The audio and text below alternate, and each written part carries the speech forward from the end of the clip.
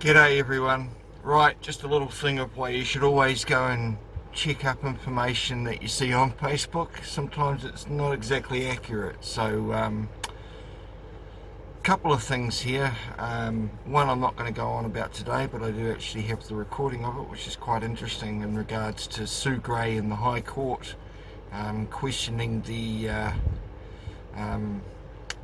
Pfizer 10 million vaccines that New Zealand's already bought, even though Pfizer is saying they haven't been safety tested, don't use them. But that's another story. What we're going to talk about right now is the fact that this little beauty right here showed up on Facebook, and it's from Sue Gray, and it says, "Here is a very interesting point people do not know. Just passed to me from a highly reliable source." Well, whether or not it's been passed here from a highly reliable source, always do your own due diligence. Always ring up and try and verify things yourself. Don't take second-hand information. It's hearsay. Anyway, it says, "I have just made contact with Southern Cross Life and Health Insurance, and they have confirmed with me that they will not pay out on life insurance policies or medical if one has had the COVID vaccine. The reason for this is because it is an experimental medical procedure of high risk that has not been proven to be safe or effective." They also said they do not take directives from the government, and their 0800 number 000 200. Alright, so what I did then is decide, well, as always, due diligence. Contacted Southern Cross Health Insurance via their email, sent an email to them. Within about 4 or 5 days I got a response, a standard generic response. I actually asked specific questions and got nothing from them. So I then rang them, and this is the call. Hello, and welcome to Southern Cross Life Insurance. Customer services, you're speaking with Olivia. Hi Olivia, how are you? How are you? Not too bad, box of fluffy ducks. It's just a general inquiry really. My mother-in-law and I were having a yak the other day, and she said that she had read somewhere that anybody that's taking the COVID vaccine is not getting covered by Southern Cross Life and Health Insurance.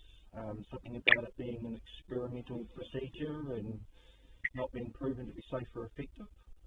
Not quite. So we have been made aware of that rumour floating around with our policy. Yeah. Let me just bring up more information so I can give you some details that hopefully settle your nerves with that particular. All right. The mother-in-law's nerves. Fair enough. Let's see here. Where is it? So with the vaccine itself, if there are any adverse side effects or any, if for whatever reason anything develops, it would generally be ruling to ACC anyway. So in terms of COVID, it's looked after in our public system, as we're all well aware. So if it's considered immune or acute, these are generally conditions that the public system take care of anyway, regardless of whether it's for COVID or for anything else, like a heart attack per se. For that particular, in terms of any adverse side effects or anything that may develop in the future, in terms of coverage, that would be something that you'd need to look at seeking assistance for from ACC. And generally speaking, if ACC is involved in terms of treatment, we generally wouldn't cover those types of conditions anyway.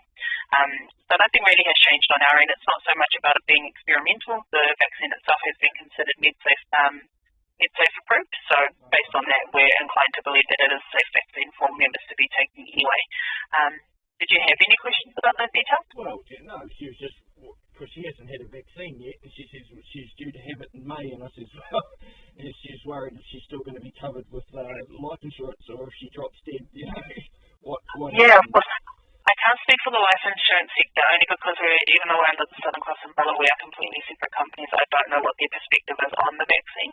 I can only speak from the health insurance sector, but that's generally where we stand.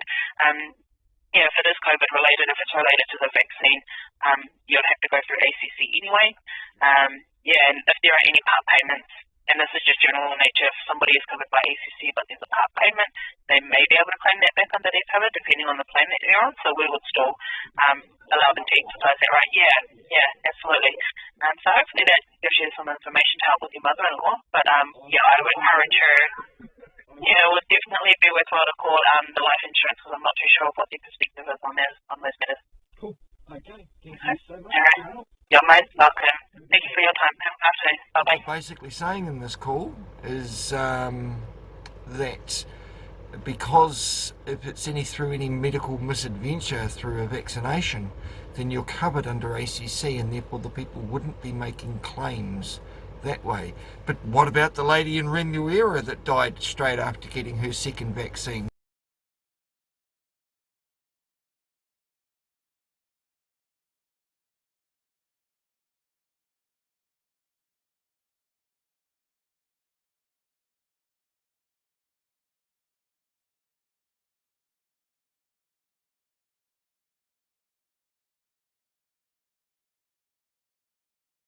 Dropped dead that night.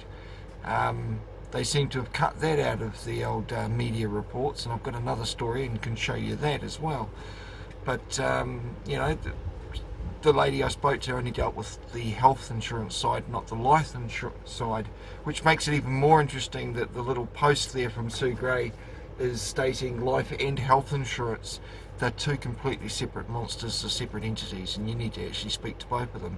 So combining them like that just, again, doesn't ring true. So always do your own due diligence. I'm not knocking Sue on this, but you know, to Sue and anyone else that wants to post stuff like that up on Facebook, do your due diligence. Don't take it from a reliable source. Get off your ass, give them a call, and find out yourself. Take it from the horse's mouth always. Anyway guys, catch you later. See ya.